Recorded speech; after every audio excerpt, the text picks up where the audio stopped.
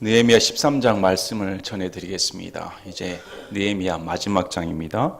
느헤미야 1장에서 7장까지는 느헤미야 백성들이 줄기차게 성벽 재건에 몰두했습니다. 그리고 8장부터 나머지 장은 종교개혁과 함께 사람들의 마음을 하나님께 돌이키는 대대적인 각성운동을 일으켜 줍니다.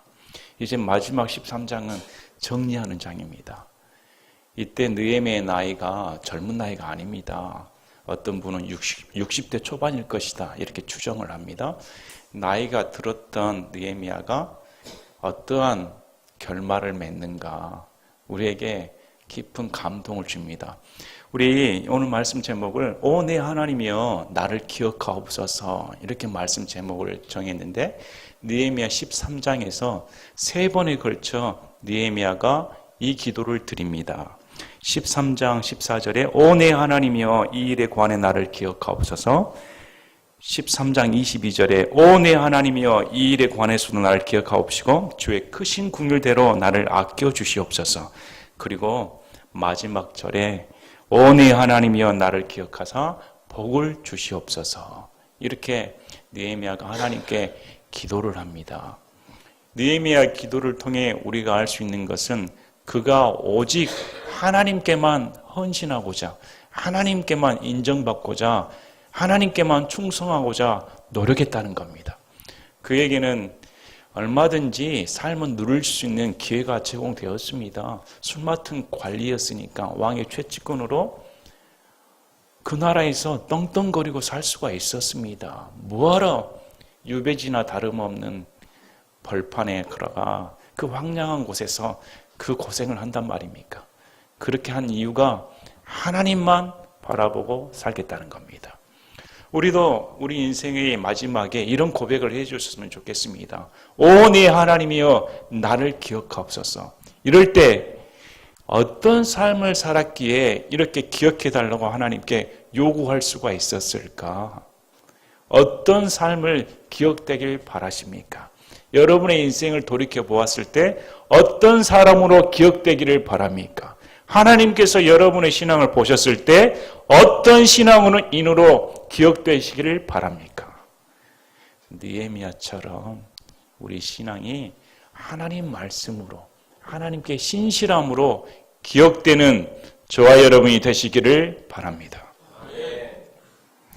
느헤미야 8장 9장에서는 에스라를 비롯해 대대적인 국민 대각성 운동이 벌어집니다. 율법을 낭독하고 그 율법을 무려 6시간이나 서서 3시간 동안 율법 말씀을 듣고 3시간 동안 그 율법 말씀에 비추어 자신의 삶을 회개하는 그런 국민 대각성 운동이 벌어집니다. 놀라운 일입니다. 여러분 율법 말씀을 들으시면 정신 바짝 차리고 들을 수가 있습니까? 만약 창세기, 출애굽기, 레위기, 민수기, 신명기를 하루 종일 들려주면 글쎄요 못 버틸 것 같습니다. 레위기를 읽으면 내 위기죠. 이건 성경 말씀에 위기가 닥치는 겁니다. 이런 말씀은 훅 넘겨버리고 은혜가 되는 시편 말씀, 딱 복음서 바로 패스하고 넘어가죠. 그런데 백성들이 들었던 말씀은 그렇게 딱딱한 말씀이었다는 겁니다. 거룩한 하나님의 말씀으로 들었다는 겁니다. 3시간 동안 꼬박 서 있고 말씀을 듣고 나머지 3시간 동안 그 말씀에 비추어 회개하고 자복하는 역사가 일어났습니다. 이러할 때 10장에서 백성들을 대표해 84명이 그냥 회개하는 것으로 끝나서는 안 되겠다. 언약을 체결하자. 백성을 대표해 84명이 6가지 조약을 맺습니다. 거기에 서명을 합니다. 첫째, 이방인과 결혼하지 않겠다. 당시에는 이방인과 결혼을 했습니다. 결혼을 했더니 이방인의 풍습 사상이 들어와 이스라엘의 신앙인이 신앙생활이 뚜렷하지가 않아졌다는 겁니다. 혼자만 신앙생활을 하게 됐으니까 이방 여인과 아니면 이방 자녀들과 결혼하지 않겠다. 두 번째, 안식일을 철저히 지키겠다. 세 번째, 성전세를 내겠다. 성전세를 내야 성전이 운영이 되니까. 네 번째, 성전에 뗄 나무와 첫 열매를 드린다. 다섯 번째, 모든 첫 것은 하나님께 드린다. 여섯 번째, 11조를 철저히 드린다. 이 6가지 조약을 맺습니다. 그리고 백성들이 그 조약에 따르기로 맹세를 합니다.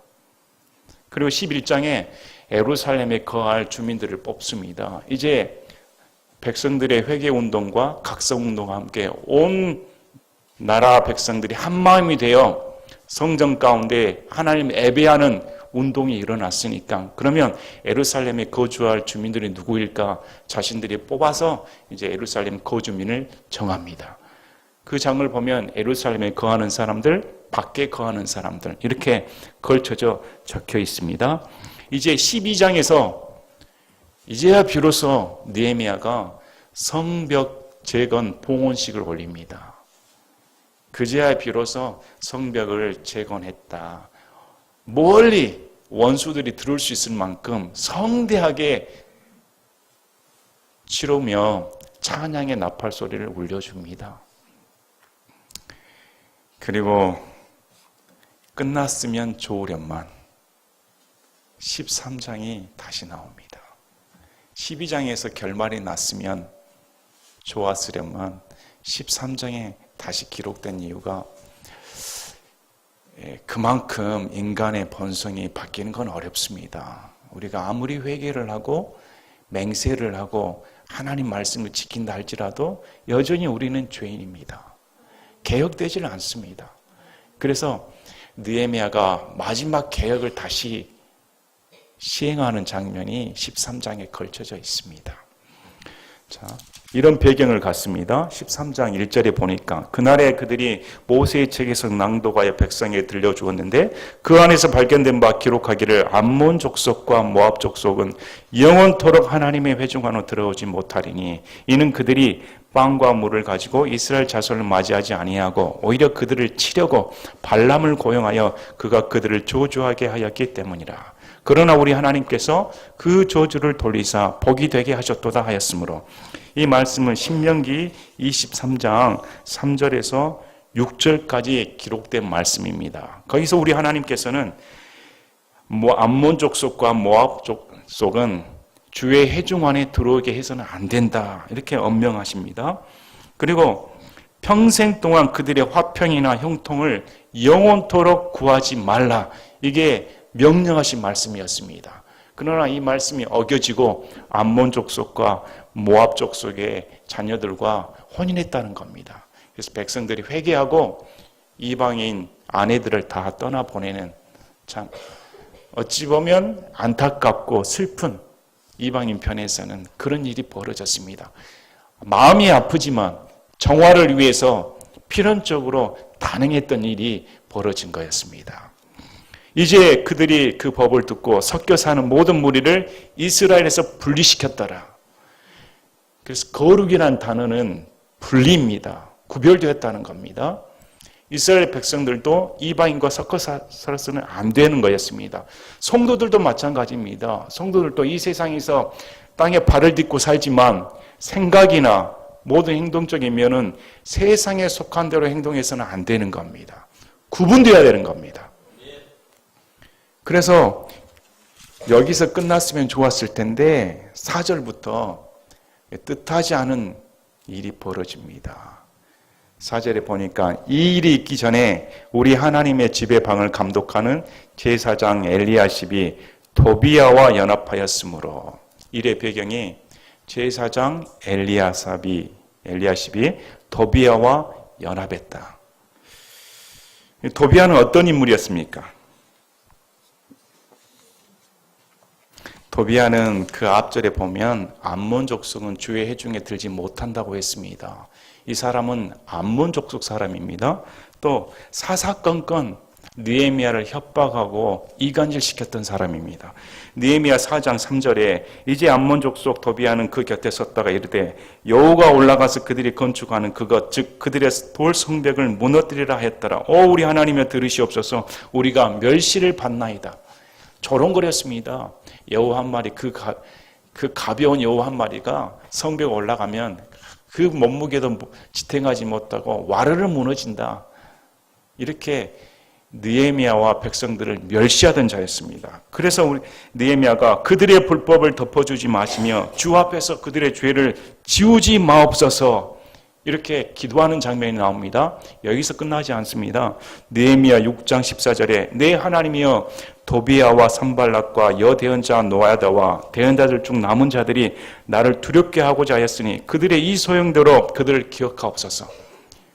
또 이간질시키는 작업을 했습니다. 뿐만 아니라 도비야가 유대인들과 혼인관계를 맺음으로 인해서 유착관계를 맺었습니다. 귀족들과 유착관계를 통해 도비야가 착한 행동을 합니다. 느헤미야에게 언지를 하고 느헤미야의 모든 일거수일투족을 도비야에게 알리는 그런 일이 성내에서 벌어졌습니다.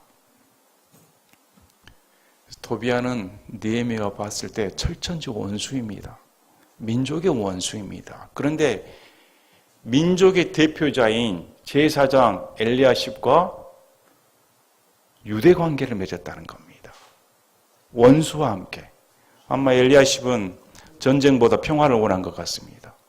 도비야와 권력이 세니까 도비야의 위협보다는 평화 조약을 맺어서 평화롭게 사는 것이 낫지 않을까 이렇게 생각한 것 같습니다. 엘리야십은 성벽 재건에 앞장선 사람이었습니다. 느헤미야 3장 1절에 그때의 대제사장 엘리야십이 자기 형제들인 제사장들과 함께 일어나서 그들이 양문을 건축하고 그것을 거룩히 구별하여 제일 먼저 개혁에 앞장섰던 엘리야십이었습니다. 백성들을 보면 가장 선망받는 존재였습니다. 오늘날 말하면 신앙인으로서 가장 뛰어난 모범을 보이는 사람들 중에 한 사람으로 여겨졌습니다. 그런데 그가 변절한 겁니다.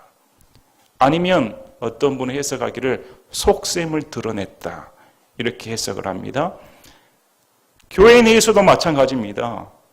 번듯한 신앙인 같은데 번듯하게 행동하는 것 같은데 엘리야십 같은 사람이 있다는 겁니다. 그래서 도비야와 우호 관계를 맺었다. 연합했는데 어떤 일을 벌였냐? 그를 위해 큰 방 하나를 예비하였는데 그 방은 예전에 그들이 음식 건물과 유향과 기구들과 또 레위 사람들과 노래하는 자들과 문지기들에게 주도록 명령한 곡식과 새 포도즙과 기름의 11조와 또 제사장들의 헌물을 두던 곳이더라. 성전 곡간을 주었다는 겁니다. 곡간에 양식들이 있고 지금으로 말하면 여러분의 금고가 있다고 생각해 보시길 바랍니다. 그곳에 떡하니 도비야를 위해 방을 하나 예비해 준 겁니다. 신앙의 중심지인 성전에 악한 자 암몬 족속이 그 자손이 들어와 떡하니 버티게 해줬다는 겁니다. 도저히 상상할 수 없는 일인데 어떻게 버젓이 이스라엘 신앙의 중심지인 그곳에 떡하니 꽈리를 들고 앉아있을 수가 있을까? 책임이 누구 책임입니까? 제사장 엘리야십이. 교계의 지도자가 이런 일을 벌인 순간 백성들은 다 무너지는 겁니다. 신앙의 질을 앞장섰다고 여겼던 사람이 이런 행위를 하는 순간 밑에 있는 사람들은 다 뿔뿔이 흩어져 버립니다. 6절에 그러나 이 모든 기간에 내가 예루살렘에 있지 아니하였나니 이런 일이 일어난 이유는 지도자가 없었다는 겁니다. 느헤미야를 비롯한 다른 지도자의 이름이 나오질 않습니다. 올바른 지도자가 없어서 적을 끌어들이는 내통하는 일이 버젓이 예루살렘의 신앙 최전방에서 이런 일이 벌어졌다. 이는 바빌론 왕 아닥사스다의 제32년에 내가 왕에게 갔다가 며칠 뒤에 왕에게서 휴가를 얻어 제32년 이렇게 나오는데 이때가 BC 433년경입니다. 12년 동안의 유다 총독으로서 일을 마치고 이제 보고하기 위해 다시 페르시아로 귀환했다가 거기서 며칠을 보냈는지 모르지만 휴가를 얻어 다시 왔다는 겁니다. 한 번 가는 길은 먼 길입니다. 가까운 길이 아닙니다. 12년 동안 자기가 그렇게 불철주야한 노력을 하고 페르시아 왕에게 보고를 하러 갔을 때 그 먼 길을 가는 동안 어떤 마음이 들었을까요? 이스라엘에서 자신이 행했던 일들이 아마 파노라마처럼 다 기억이 새록새록 났을 겁니다. 그래서 왕에게 가서 이렇게 보고를 하고 그 마음 가운데 늘 예루살렘에 대한 걱정이 있었던 걸 알 수 있습니다. 그래서 하루빨리 다시 돌아가서 일이 잘 진행되고 있는가 확인해야겠다. 이런 마음이 있었을 겁니다. 이제 내 일은 끝났으니까 여기서 좀 쉬어야겠다. 이렇게 마음 먹어도 됐을 텐데 그는 다시 휴가를 얻어 예루살렘을 재방문합니다. 그래서 이 없는 기간 동안 이런 일이 벌어졌다는 겁니다. 예루살렘에 와서 엘리야십이 도비아를 위해 하나님의 집들의 방을 예비함으로써 그를 위해 행한 그 악한 일을 알게 되었다. 예루살렘에 도착했을 때 이런 일이 어떻게 이런 악한 일이 버젓이 벌어질 수가 있었을까 알게 되었습니다. 자, 여기서 느헤미야는 어떻게 개혁을 다시 할까요? 네 가지 개혁을 일으킵니다.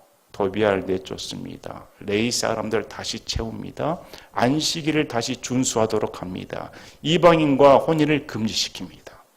다시 네 가지 개혁을 일으키는데 이제 쉽지 않습니다. 왜? 도비아가 혼인 관계로 엘리야십과 우호적인 관계를 맺었습니다. 또 산발랏은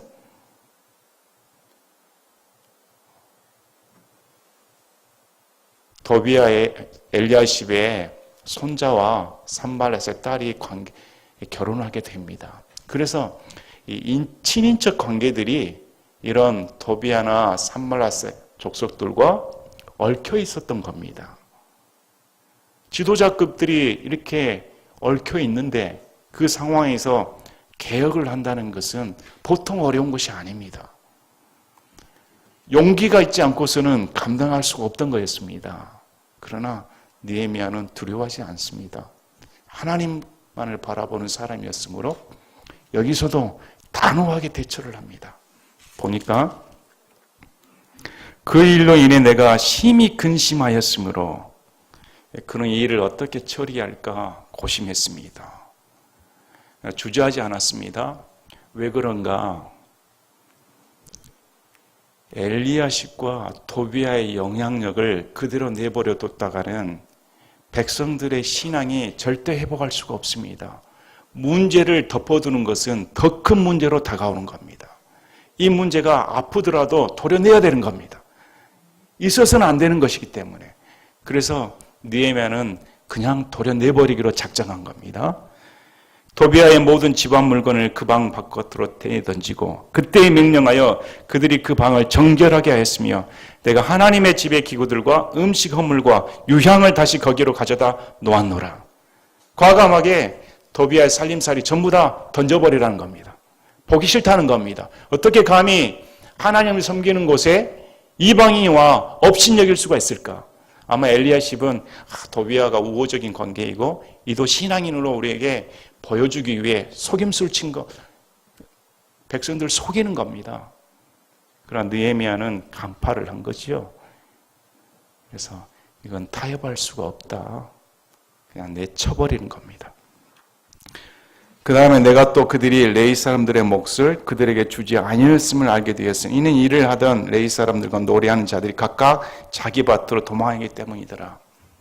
성전 곳간에 도비아가 버젓이 앉아 있는데 누가 헌물을 가져다 주겠습니까? 당연히 레위 사람들의 먹을 것인 11조나 헌물들을 백성들이 내질 않았습니다. 백성들이 헌물을 내질 않으니까 레위 사람들이 먹거리가 없는 겁니다. 그래서 가족들이 먹고 살기 위해 일하러 갔다는 겁니다. 원래 백성들의 헌물로 성전의 일을 감당하기 위해 레위 사람들을 먹여줘야 되는데 백성들이 헌물을 제공하지 않으니까 레위 사람들이 자신들이 먹거리를 찾기 위해 일을 팽개치고 나갔다는 겁니다. 그때 내가 치리자들과 다투며 이르기를 어찌하여 하나님의 집을 내버려 두었느냐. 그래서 느헤미야는 치리자들과 다투었다. 이런 일을 묵과하는 것을 봐줄 수가 없다는 겁니다. 너희들이 잘못 치리해서 이런 일이 발생을 했다. 그리고 레위 사람들을 다시 세웁니다. 세웠더니 그때 온 유다가 곡식과 새 포도즙과 기름의 11조를 가져다가 보고에 두므로 내가 제사장 셀레미야와 서기관 사독과 레위 사람들 중에서 부대하를 보고의 제무관으로 삼고 또 마따나의 손자여 삭굴의 아들인 하나를 그들 다음 관저로 삼았으니 그들은 신실한 자로 인정받았더라. 그래서 이 보고를 지키게끔 신실한 자로 인정받은 자를 세웁니다. 그리고 14절에 오 내 하나님이여 이 일에 관해 이 일은 도비아를 내쫓았고 치리자들과 다투며 레위 사람들 다시 세운 이 일에 관해 나를 기억하옵소서. 내 하나님의 집과 그 집의 직무를 위해 내가 행한 나의 선한 행실을 지워버리지 마옵소서. 우리가 이 구조를 통해 알 수 있는 것은 이 일이 결코 쉽지 않았다는 겁니다.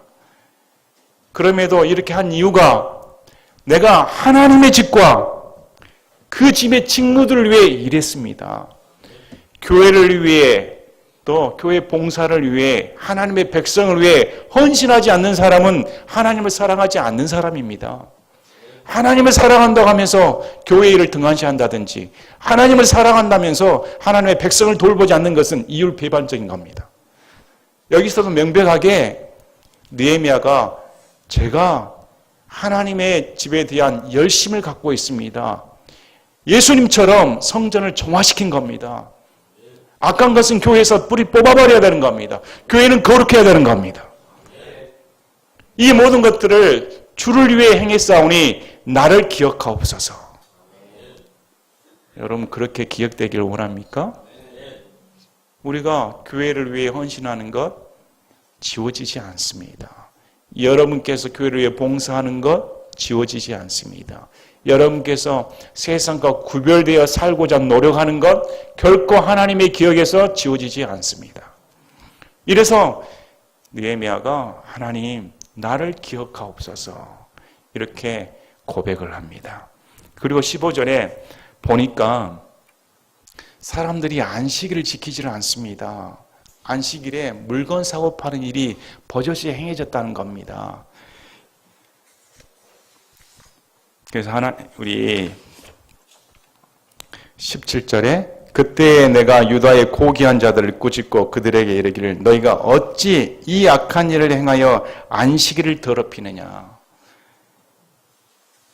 고귀한 자들의 묵인하에 상거래가 안식일 날 벌어지고 있으니까 어떻게 이 저주받을 일을 하고 있는가. 악하다 이렇게 꾸짖습니다. 에레미야 17장 말씀입니다. 에레미야 17장 21절에서 27절 안식일을 지키지 아니하면 27절에 그러나 만일 너희가 내 말에 귀를 기울이지 아니하여 안식일을 거룩하게 하지 아니하며 안식일에 짐을 나르고 예루살렘 문들로 들여오면 내가 그것에 문들에 불을 놓으리니 그 불이 예루살렘의 궁궐들을 삼키고 꺼지지 아니하리라 하라 하시니라. 반드시 유대인들은 안식일을 거룩히 지켜야 했습니다. 그런데 안식일을 거룩히 지키지 않고 먹고 사고 파는데 관심이 있었다는 겁니다. 그래서 심하게 꾸짖습니다. 왜 이런 저주받은 행동을 하는가? 오늘날 우리에게 주는 교훈은 뭘까요? 안식일은 구약의 율법이니까 신약에 사는 우리 성도들에게는 적용되지 않은 건가요? 아닙니다. 안식일은 율법 이전에 있습니다. 십계명 중에 네 번째 계명 안식일은 하나님께서 친히 몸소 보여주신 겁니다. 어디에 나옵니까? 창세기 2장 2절에 있습니다. 우리 창세기 2장 2절에 일곱째 날에 하나님께서 자신이 만든 일을 마치시고 자신이 만든 모든 일에서 떠나 일곱째 날에 안식하니라. 하나님께서 6날 동안 창조하시고 일곱째 날은 친히 안식하십니다. 그래서 이 말씀을 근거로 출애굽기 20장 10계명 중 네 번째 계명을 주시면서 말씀을 하는 겁니다. 20장 9절 10절 엿새 동안은 내가 수고하고 내 모든 일을 할 것이나 일곱째 날은 주 내 하나님의 안식일인즉 그날에는 너나 내 아들이나 내 딸이나 내 남종이나 내 여종이나 내 가축이나 내 문 안에 거하는 내 나그네나 아무 일도 하지 말라. 엿새 동안에 주가 하늘과 땅과 바다와 그것들 안에 있는 모든 것을 만들고 일곱째 날에 안식하였느니라. 그러므로 주가 안식일을 복되게 하여 그날을 거룩하게 하였느니라. 물론 우리는 이스라엘 사람들이 지키는 안식일은 지키지를 않습니다. 안식일에 아무 일도 하지 말라는 말씀은 우리에게 적용되지 않습니다. 왜? 우리가 아무 일도 할 수가 없기 때문에 아무 일도 안 하고 살 수는 없지 않습니까? 그러나 일주일 동안 한 날을 정해서 하나님께 거룩하게 하는 것은 당연한 겁니다. 성도로서 마땅히 해야 할 일인 겁니다. 이 날을 먹고 사는데 보내는 것은 악한 것입니다. 여러분, 우리가 주일이라 해서 일요일을 지키고 있습니다. 일요일만큼은 일주일 동안 하루 쉬고 온종일 하나님께 예배드리고 말씀을 듣는다. 이렇게 합니다. 그런데 과연 우리 성도들은 일주일에 단 하루 온전히 하나님께 드리고자 하는 마음이 있을까요? 내 마음이 분주해서 다른 세상 것으로 온통 잡탕이 되어 그렇게 안식일을 보내고 있는 거 아닌가? 그렇게 거룩한 날을 헛되이 보내고 있지 않는가? 한번 생각해 볼 문제입니다. 왜 그러냐면 예배는 그 사람의 신앙의 척도인 겁니다. 예배를 잘 드리는 사람이 반드시 신앙에 성공합니다. 이것은 철칙인 겁니다. 왜 느헤미야가 안식일을 그렇게 못 지킨다고 이렇게 꾸지람을 할까요? 그날은 거룩한 날이고 그 날만큼은 하나님께 온전히 마음을 쏟으라는 겁니다. 저는 여러분이 우리가 약속한 일요일 하루만이라도 세상 것 다 버리고 하나님의 말씀으로 채워지는 여러분이 되시기를 바랍니다. 사람들이 이전에는 일요일 날 그래도 영업을 해야 잘 되지 않는가 이런 마음을 품을 때가 있습니다. 그래서 일요일 날 왜 일을 하는가, 열심히 하나님께 봉사해야 되지 이렇게 말을 하는 경우가 많았습니다. 그런데 지금은 그렇게 말할 필요도 없는 것 같습니다. 먼저 다 쉬어버리니까 일요일 다 문 닫고 노는데 바쁩니다. 우리나라가 먹고 사는데 부족함 없는 것 같습니다. 일요일 날도 악착같이 일해야 되지 이런 사람은 물론 있겠지만 매우 드뭅니다. 대부분은 토요일부터 문 닫고 놀러가 버립니다. 우리 신앙인은 어떻게 해야 될까? 일요일 단 하루라도 하나님께 내 마음을 드린다. 이런 마음을 가져야 됩니다. 이렇게 봤더니 이런 말을 하고 느헤미야는 바로 실행을 해버립니다. 안식일 날 문을 다 닫아버립니다. 성문을 다 닫아버리고 상인들이 들어오지 못하도록. 그리고 관찰을 했더니 상인들이 들어오지 못하니까 성 밖에서 기다리고 있습니다.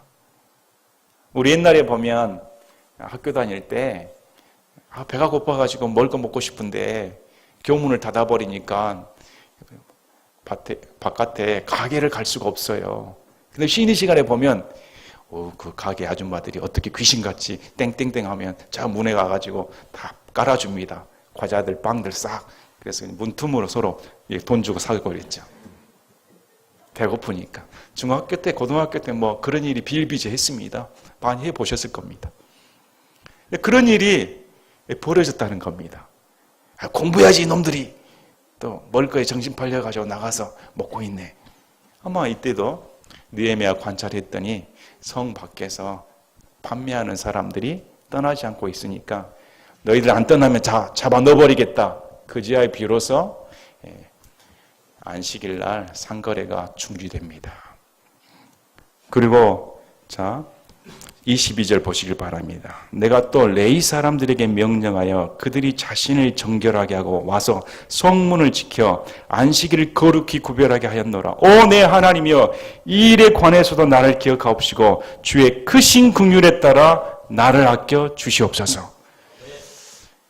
안식일 거룩하게 구별하는 것이 느헤미야에게 상당한 부담으로 다가왔다는 것을 알 수가 있습니다. 왜 그러냐면 여기 9절에 나를 아끼시옵소서 이 말이 적혀져 있습니다. 나이가 들어서인지 기력이 쇠하였는지 모릅니다. 또 그만한 저항력이 너무 세서 마음이 무거워서 이런 고백이 나온 줄 모릅니다. 그런 내적인 외적인 환경 가운데 느헤미야가 고백하는 것이 나를 아껴주시옵소서. 참 애초롭게 들립니다. 또 사랑스럽게도 들립니다. 얼마나 하나님께서 아껴주실까, 보살펴 주실까, 보살펴 달라는 말씀입니다. 내가 하나님 앞에 이렇게 헌신적으로 종교개혁을 일으키며 백성들의 마음을 하나님께 돌이키고자 하오니 이런 나를 불쌍히 여겨주시고 용기를 주셔서 아껴주시기를 바랍니다. 여러분 가정 가운데 고난이 있습니까? 여러분 내가 올바르게 살고자 하는데 원치 않는 저항이 여러분께 있습니까? 내적으로 외적으로 여러분 힘드십니까? 그러면 느헤미야의 고백을 생각하시길 바랍니다. 하나님 나를 아껴 주시옵소서. 나를 기억하여 주시옵소서. 느헤미야처럼 기도를 하시길 바랍니다. 그리고 23절에 그때 또 내가 아스돗과 암몬과 모압의 아내들과 결혼한 유대인들을 보았는데 이제 결혼 문제가 대두되었습니다. 분명히 이방 여인들과 이방 자녀들과 결혼하지 않기로 맹세를 했는데 또 결혼을 하고 있습니다. 그래서 왜 이게 문제가 되었는가? 이방인 여인을 데리고 결혼을 했습니다. 했더니 거기 난 자녀들이 이스라엘 나라 말을 할 줄 모르는 겁니다. 이방인 여자의 나라 말만 하고 있는 것이죠. 자녀들이 히브리 말을 모르면 어떻게 신앙을 배우겠습니까? 신앙생활 자체가 안 되는 겁니다. 그래서 느헤미야가 이건 안 된다. 어떻게 이방 여인 따라 이스라엘 나라 말을 배우지 않고 다른 나라 말을 배워 필연적으로 그들은 신앙을 얻을 수가 없습니다. 이런 일이 벌어지니까 느헤미야가 경노합니다. 내가 그들을 꾸짖고 그들을 저주하며 그들 중 몇 사람을 때리고 그들의 머리털을 뽑아버렸다. 참 너무 격하지 않습니까? 너무 격하게 들리는 것 같습니까? 그만큼 느헤미야가 마음이 절실한 겁니다. 그들 중에 몇 사람의 머리털을 뽑아버렸다는 것은 수치를 느끼라는 겁니다. 당신 머리털은 사람의 권위의 상징이었습니다. 머리털을 뽑힌다는 것은 대단한 수치심입니다. 공개적으로 느헤미야는 몇 사람을 골라서 머리털을 뽑아버려 이건 수치거리다. 이렇게 보여준 겁니다. 오늘날 이것이 우리 믿는 자에게 통용이 될까요? 우리가 성경을 보면 보아스의 어머니가 기생 라합입니다. 이방 여인입니다. 모세도 에디오피아 여인과 결혼했습니다. 룻도 이방 여인인데 예수님의 조상의 반열로 올라갑니다. 그러나 불신자와 결혼하면 자녀들이 신앙이 되는 확률은 줄어듭니다. 그럴 수밖에 없습니다. 영향을 받으니까. 참 교회 내에서도 안타깝습니다. 왜? 청년들이 예수님을 안 믿으니까. 청년들 구하기가 어렵습니다. 저에게도 믿음의 남자 있습니까? 좀 봐주시길 바랍니다. 믿음의 여자 있습니까? 소개시켜 주시길 바랍니다. 네, 쉽지가 않습니다. 자녀 세대로 갈수록 이제 믿음의 사람들이 만나서 결혼하는 경우가 드물게 되었습니다. 짝을 구하기가 어려우니까 일단 믿는 사람이 없는데 그래서 참 암울하다 생각이 됩니다. 당시에도 그랬을 겁니다. 그러나 느헤미야는 타협하지 않고 이방인과 결혼하는 것은 원칙적으로 안 된다. 가정이 하나님 앞에 서 있어야 되지 가정이 이방 사람들을 끌어들이는 순간 신앙은 쇠퇴한다. 신앙의 쇠퇴 때문에 안 된다는 겁니다. 자, 그래서 전에 이스라엘 왕 솔로몬이 이 일들로 죄를 짓지 아니하였느냐. 그러나 많은 민족들 가운데서 그와 비길 왕이 없었고 그는 자기 하나님께 사랑을 받았느니라. 하나님께서 그를 왕으로 삼아 온 이스라엘 다스리게 하셨으나 그럼에도 불구하고 심지어 그도 이국 풍습의 여인들이 죄를 짓게 하였느니라. 이스라엘의 솔로몬처럼 대단한 지혜를 자랑하고 하나님께 사랑받는 자가 어디가 있는가?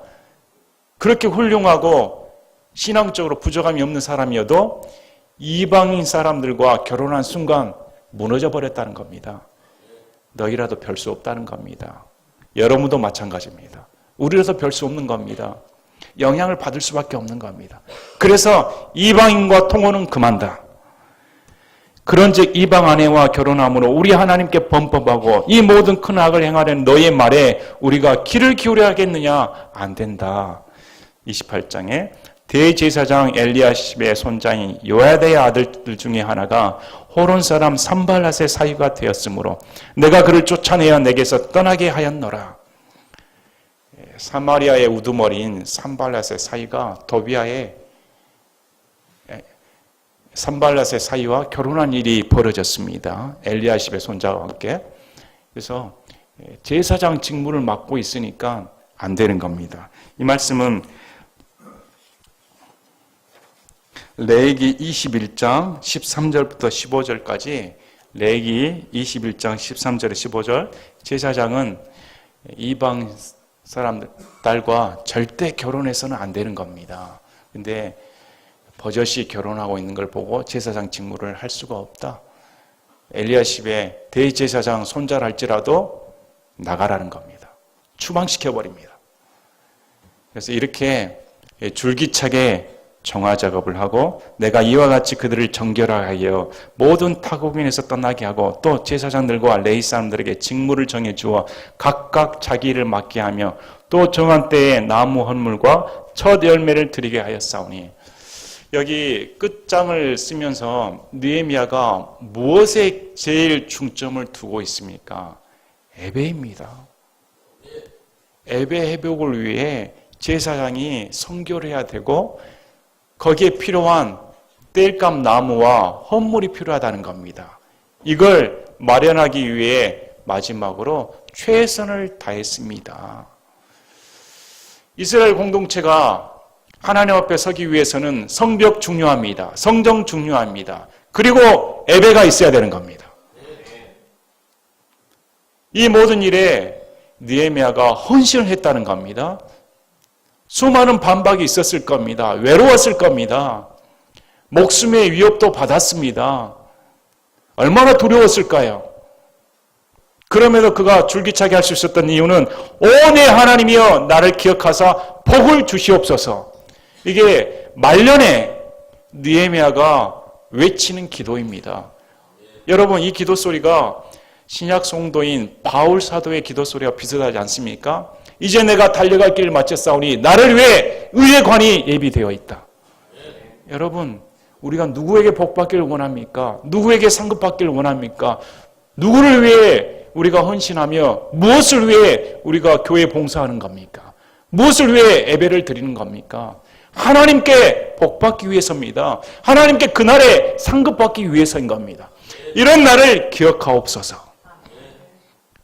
여러분, 여러분의 삶이 기억되길 바랍니다. 돌이켜보면 너무 부끄럽습니다. 타협하기는 쉽습니다.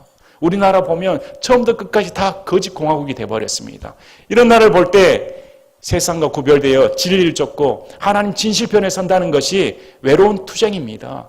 그러나 나와 내 가족과 이 민족이 살 길은 하나님 편에 서야 되는 겁니다. 악을 수용해서는 안 되는 겁니다. 타협은 없는 겁니다. 그래서 교회는 타협하는 곳이 아닙니다. 하나님 말씀 중심의 최우선에 서 있어야 되는 겁니다. 여러분 오늘 느헤미야가 계획을 일으킬 때마다 내 하나님이여 나를 기억하옵소서 계속 기도로 밀고 나갑니다. 우리 신앙이 그렇게 쉽지 않습니다. 많은 공고한 위협이 있습니다. 누가 내 마음 알아줄까? 누가 좀 위로해 줬으면 좋을 텐데 하고 또 주위 사람들로부터 섭섭한 감정이 들 때도 많습니다. 이러할 때 느헤미야의 기도 소리에 귀를 기울이십시오. 하나님께서는 여러분을 잊지 않으십니다. 하나님께서는 여러분의 삶을 다 기억하고 계십니다. 어떤 삶으로 기억되길 바랍니까? 엘리야십처럼 도비아와 연합하여 도비아의 우호적인 관계를 통해 떡국물을 먹으며 제사장 직분을 잊어버리고 신앙인으로서 타협하고 이 세상 사는 동안 편하게 살면 되지, 이런 부류에 속해 있습니까? 아니면 그 밑에 있는 레위 사람들처럼, 백성들처럼 아이고 윗물이 흐르니까 뭘 쳐다보겠어, 나라도 먹고 살아야 되지, 이렇게 뿔뿔이 흩어버리는 그런 부류에 속해 있습니까? 아니면 느헤미야처럼 세상과 타협하지 않고 오직 하나님 중심으로 살겠다, 오직 하나님만 바라보고 살겠다, 이런 부류의 사람으로 기억되기를 원하십니까? 느헤미야 1장 13장 말씀을 보면 언제나 느끼는 거지만 참 대단한 인물이다 생각이 듭니다. 또 신앙적인 면뿐만 아니라 일상생활적인 면에서 모범을 보였다는 겁니다. 오늘날 신앙인들은 신앙 따로 생활 따로 분리되어 생활하는 경우가 많습니다. 그러나 느헤미야는 허점을 보이지 않습니다. 신앙도 1등, 직장생활도 1등입니다. 모든 활동적인 면에서 본받는 위대한 인물입니다. 이런 인물을 통해 우리는 배워야 됩니다. 우리의 삶을 통해 하나님께 영광 돌리는 그런 삶으로 기억되기를 바랍니다. 제가 기도하고 마치겠습니다.